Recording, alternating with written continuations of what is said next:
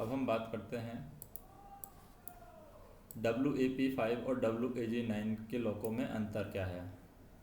जैसे WAP5 WAG9 लॉकों में अंतर, WAP5 में जो बोगी है बोबो टाइप की है, WAG9 में कोको टाइप की है। WAP5 में ट्रैक्शन मोटर 4 हैं जबकि WAG9 में 6 ट्रैक्शन मोटर हैं। WAP5 की जो मैक्सिमम स्पीड है 160 किलोमीटर पर घंटे जबकि WAG9 में 100 किलोमीटर पर घंटा है। WAP5 में जो हॉर्स पावर है वो 5442 है जबकि WAG9 में 6120 लॉको हॉर्स पावर है। WAP5 में होटल लोड सर्विस में होता है और WAG9 में होटल लोड सर्विस में नहीं होता है। कैब के सामने होटल लोड के 2 कपलर लगे होते हैं WAP5 में, कैब के सामने होटल लोड के 2 कपलर लगे होते हैं। WAG9 में कैब के सामने होटल लोड के कपलर नहीं लगे होते हैं। WAP5 में एयर ड्रायर यूनिट MCP2 के पीछे लगा है जबकि WAG9 में एयर ड्रायर चक्का नंबर 1 के आगे लगा है। WAP5 में चक्के की सफाई के लिए स्क्रैप रिमूवर है जबकि WAG9 में स्क्रैप रिमूवर नहीं लगा है। WAP5 में व्हील फ्लैंज ल्यूब्रिकेशन की नोजल प्रत्येक चक्के पर स्क्रैप रिमूवर के ऊपर लगी होती है जो दिखाई नहीं देती है और WAG9 में व्हील फ्लैंज ल्यूब्रिकेशन की नोजल बोगी फ्रेम के ऊपर से प्रत्येक चक्के के ऊपर लगी होती है जो दिखाई नहीं देती है। WAP5 में प्रत्येक चक्के पर डिस्क ब्रेक लगा होता है जो डिस्क पैड के द्वारा डिस्क प्लेट पर चिमटे की तरह लगता है। WAG9 में प्रत्येक चक्के के दोनों ओर दो ब्रेक प्लग लगे होते हैं और ब्रेक चक्के के रिम के ऊपर ब्रेक प्लग द्वारा लगते हैं। WAP5 में पार्किंग ब्रेक चक्का नंबर 1458 पर लगा है जबकि WAG9 में इसमें चक्का नंबर 2, 6, 7 और 11 पर लगा है। फिर हम बात करें जैसे WAP5 में विजिलेंस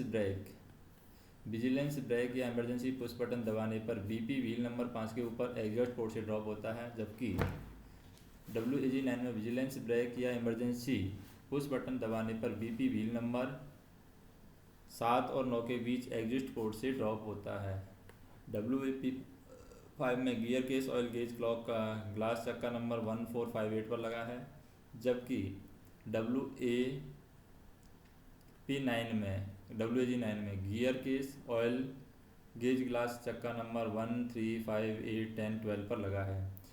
WAP5 में हम बात करें WAP5 के अंदर क्या है, कैब 1 से कॉरिडोर में जाने पर मशीन रूम में HV1 तथा कैब 2 से कॉरिडोर में जाने पर मशीन रूम में 2 HV2 लगा है जबकि WAG9 में कैब 1 से कॉरिडोर में जाने पर मशीन रूम 1 में MR1 HV1 तथा SV1 तथा कैब नंबर 2 से कॉरिडोर में जाने पर मशीन रूम 2 में MR2 HV2 और SV2 लगा है।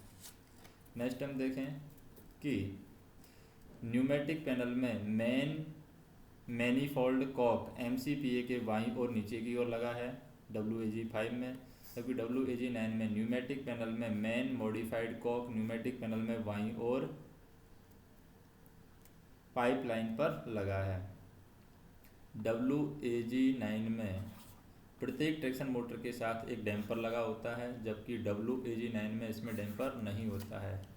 अब बात करते हैं हम MCB रीसेट करने का तरीका, MCB को किस तरीके से रीसेट किया जाता है।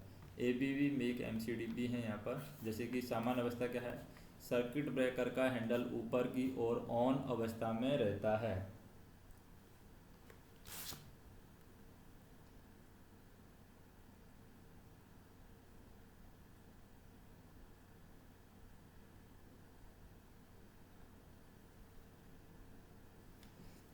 सर्किट ब्रेकर का हैंडल ऊपर की ओर ऑन अवस्था में रहता है, नॉब वर्टिकल अवस्था में रहती है और विंडो में लाल इंडिकेटर रहता है।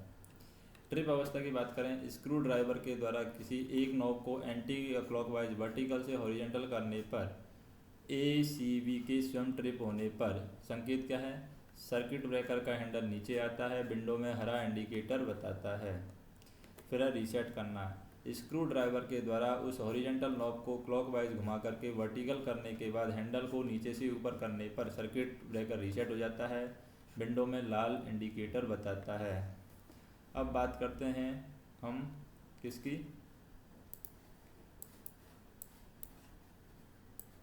ABB make rotating type MCV।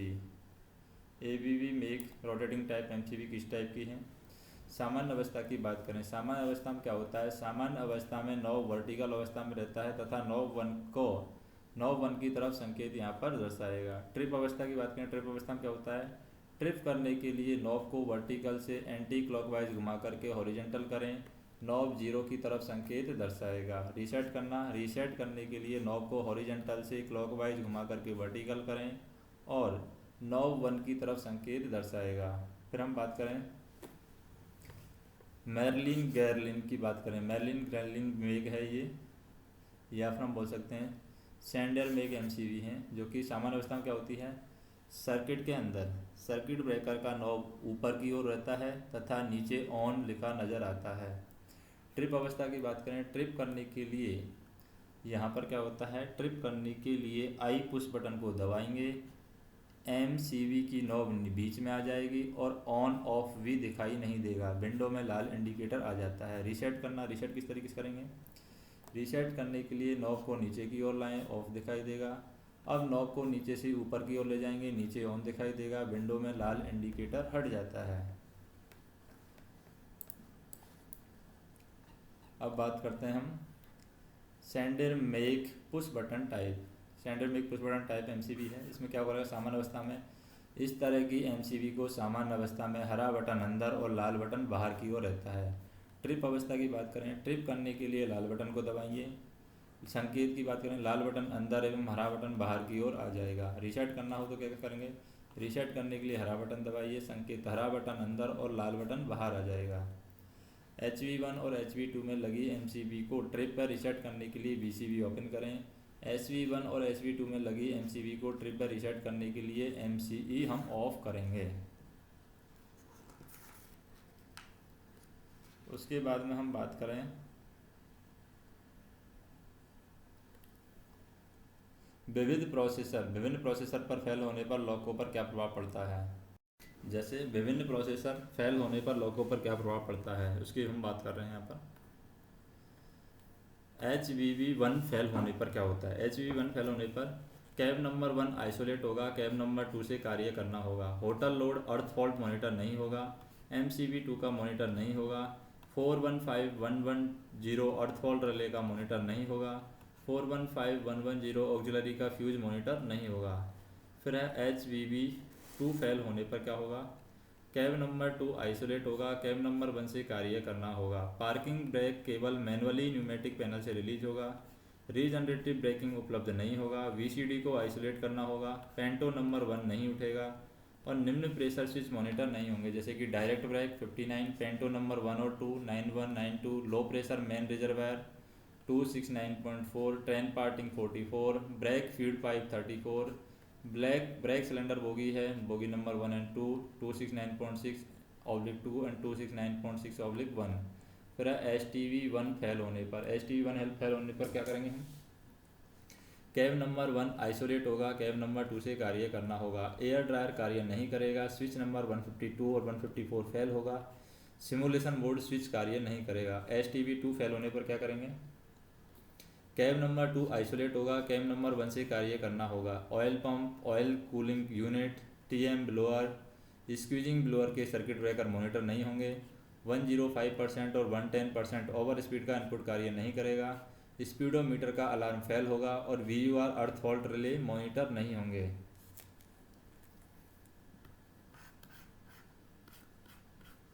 उसके बाद में MU लॉकों में, स्लैब लॉकों में आग लगने पर मास्टर लॉकों में फायर अलार्म नहीं बजेगा, VCD का इनपुट सिग्नल बजर को नहीं मिलेगा। FLG1 फेल होने पर क्या करेंगे? कैब नंबर 1 में angle transmitter fail, multiple unit संभव नहीं, कैब नंबर 1 में TV मीटर रीडिंग नहीं दिखाएगा। FLG2 फेल होने पर क्या करेंगे? कैब नंबर 2 में एंगल ट्रांसमीटर फेल होगा, रीजनरेटिव ब्रेकिंग संभव नहीं होगा, कैब नंबर 2 में TV मीटर रीडिंग नहीं दिखाएगा। फिर DDA1 फेल होने पर क्या करेंगे? कैब नंबर 1 में लोको पायलट कैब डिस्प्ले काम नहीं करेगा, DDA2 फेल होने पर कैब नंबर 2 में लोको पायलट कैब डिस्प्ले काम नहीं करेगा, DIA1 फेल होने पर निम्न डिस्प्ले उपलब्ध नहीं होगा, जैसे एनर्जी खपत, लोको नंबर, डायग्नोस्टिक डेटा सेट। अब बात करते हैं हम किसकी, मॉडिफिकेशन की बात करेंगे हम, क्या क्या मॉडिफिकेशन लॉको में हो रहा है।